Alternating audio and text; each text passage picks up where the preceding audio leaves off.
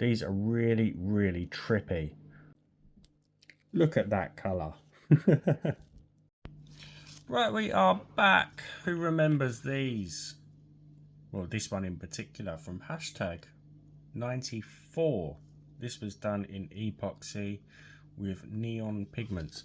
Now, we're going to do something a little bit different today. We are going to go into blacklight mode. I'm going to show you me dropping these. It's really, really crazy to watch. We're going to go into blacklight mode and I'm going to show you a few ways. Well, I'm going to make it up, but if you like them, you can always go back to where I'm dropping them and how I'm swirling them to get pretty much the same effect. But this time we are using UV resin, so much faster, and we've got more control over the pigments, as in less time for them to sink and blob. Now I'm going to be using, as per hashtag 94, the Armor Art neons. Now you don't have to use these. Some of you may have the neon powders that I've shown before in other videos. You can do this with mica powder. There was one video, hashtag 122, where I showed with mica powder, but it's very different. It all depends on the way you swirl the pigments. Hashtag 161 was the version that I did with the nail powders. Now, talking about pigments, so these are, they're not opaque, so I will need to add a tiny amount of white pigment paste to it just to make it opaque. If you're using mica powders, you won't need to, but again, follow those videos. And this time round, we are going in with the precision tip bottles, so we will have much more control over the designs that we are drawing into the resin. So what I'm going to do is just prep my bottles now. I'll only show you me mixing one because it'll be the same for any colour if you have these pigment pastes already. And then what I'm going to do is obviously come back at night time and I'm going to get the black light on and we're going to get some crazy footage. I'm going with a bit more than that. So I'm going to show you the neon orange. These pigments go such a long way. These are still the original bottles I had when they sent them to me. I know they are quite expensive, especially with the shipping, because they do come from Turkey. But like I mentioned, you can just copy this with the neon nail powders or whatever you're deciding to use. But I would suggest doing drop tests, small tests, just to see how they sit on the resin, and if they sink too much, you've used too much pigment. You don't want them sinking. So to that, I've got some of my homemade white pigment paste. I mean, like the tiniest amounts, because you need to remember the UV resin does need to cure through. So that is more than enough. And then just mix that in until it's streak free. So now I'm just going to do a sink test with that orange just to see how heavy or how light it is. And I'm doing this before I commit to the needle tip bottle. So there you can see it sitting really nicely on the surface of the resin, and because we're using UV resin, you know, if it sinks a little bit, you're just going to get a deeper effect when it comes to swirling. But if you add too much white, it's going to start to sink into the resin and potentially blob, and we don't want that. And if it does start sinking too quick, you can just dilute that down with a bit more UV resin, because you don't want to waste it. This is the good thing. Less is best to begin with because you can dilute it down. I know what I'm trying to say. You can salvage it, but make sure you're doing that test before you commit to pouring it into your bottle, because you're going to have a pain getting it all out of the bottle again to dilute it down a bit more. So all we need to do now is just carefully pour that inside, ready for later. If you're new to my channel, you're probably wondering or thinking, but that's just going to cure inside the bottle. It's not, because I've got an old glove. It's already got a hole in the glove. Just cut off one of the fingers, slide that over. If you've got black tape, that will work perfect. I've used this I've used this method for well over a year with my UV resin in these bottles, and they've not cured. I've still got bottles like this in a finger of a glove, and they're still working. And store these upside down, ready for later, as that will make sure any bubbles are not near the tip, but make sure that's on properly so it doesn't leak. So these are the colours that I have used. Just so you know, I've only gone with the 4 colours. There is a purple and a green also. Now what I'm going to do to get the blacklight effect, I've shown this in a previous video. This UV torch is really powerful, but if we have it too close to what we're doing, it's going to obviously cure the resin. So I'm going to put this around 6 foot away from my mould, and you'll see in the dark when I'm doing the designs, it will really glow up so you can see what I'm doing, and it's a really cool thing to watch. Right, so we do need darkness. Who's ready for that? Well, that didn't do anything. Let's try again. That's better.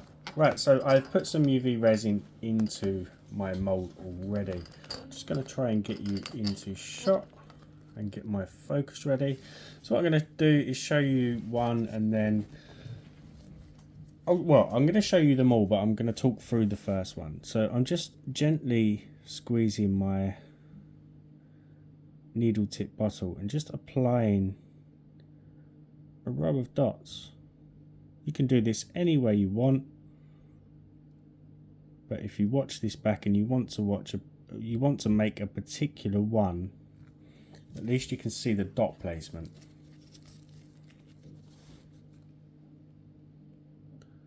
There's no key or perfect way to do this. If you make one dot larger than the other, you can always go back over it. I love watching these videos back.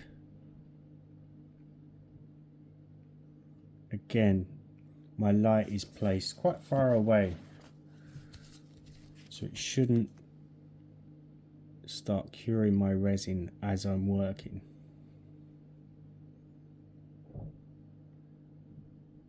Going with the green.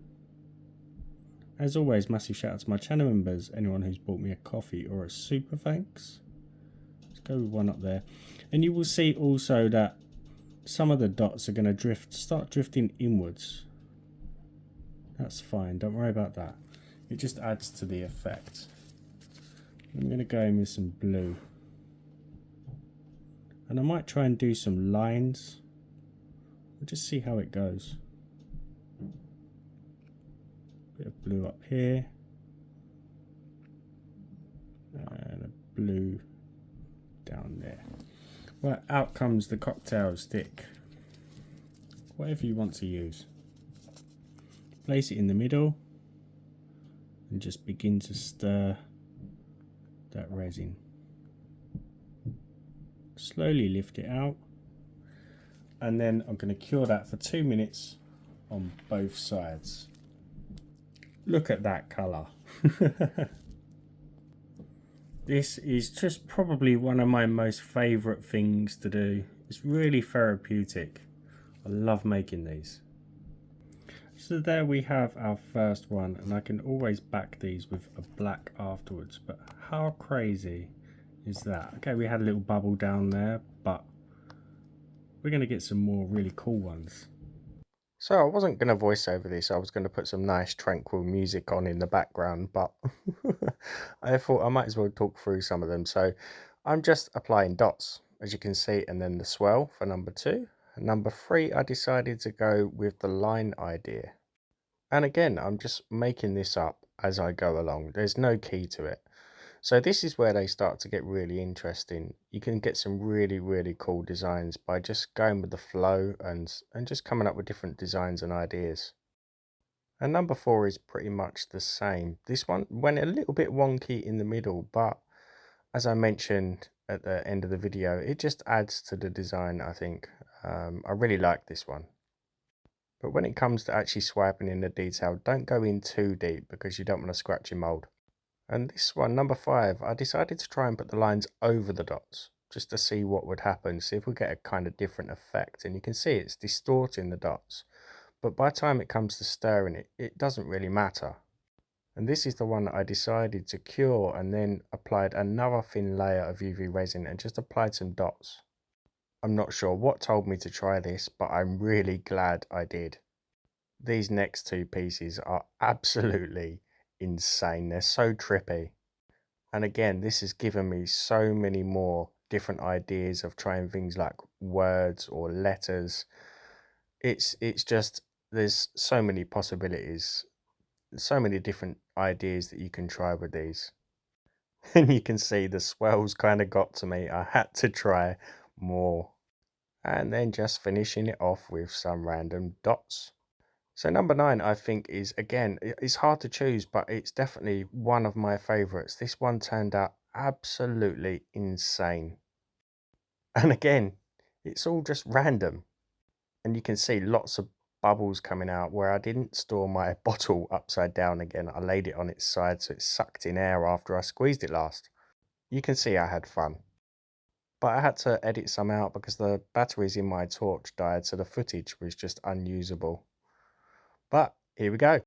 Okay, so we have our final 9. Some of the others I had about another 5. The video didn't really come out very well. So I've narrowed it down to this. I'm going to try and put them in order. I need to back them first.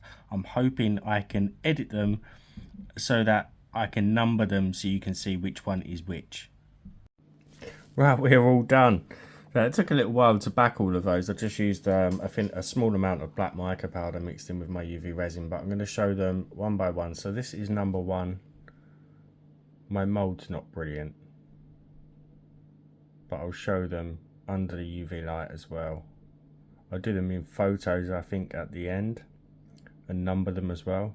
But the colours are really vibrant and they get better. They definitely get better as we move forward.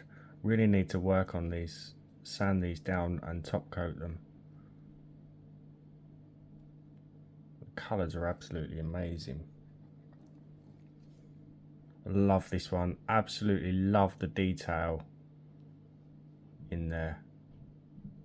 Absolutely stunning. It went a bit off center, but it adds to the character. And this one, like I said, they go crazy, more crazy as they go along. I've got some bubbles up there, but I really don't care. Again, it just adds to the character. This one is phenomenal. It looks like petals coming out, leaves coming out the bottom.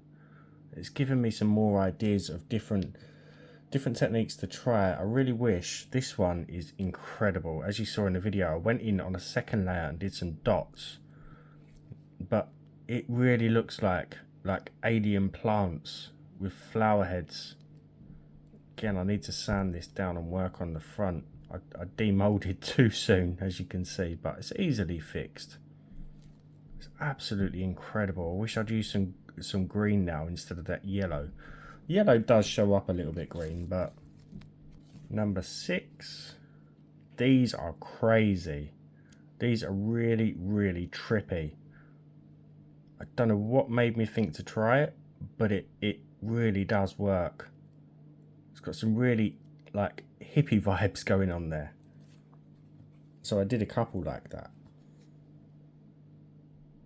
That is incredible. Had a bit of sinkage on that middle dot, but again, doesn't really matter. As always, give the video a thumbs up, drop me a comment if you haven't subbed, hit that button for me. Lots and lots of you are always doing that for me, but lots more than what are actually aren't interacting with the video, and it's just telling YouTube that my content is not worthy.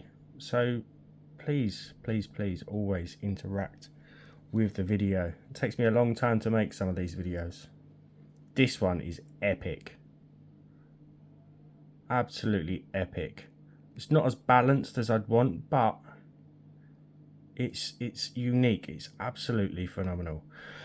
Right, photos come in now and they're all going to be numbered. You're not going to be able to exactly replicate these, but you've got a chance. If you follow what I showed in the sped up videos, you've got a chance. And you can always slow down the speed with the settings up here. If you click that cog, you can slow down the process that I show. Right, hope you enjoyed the video. I will see you for the next one. Bye for now.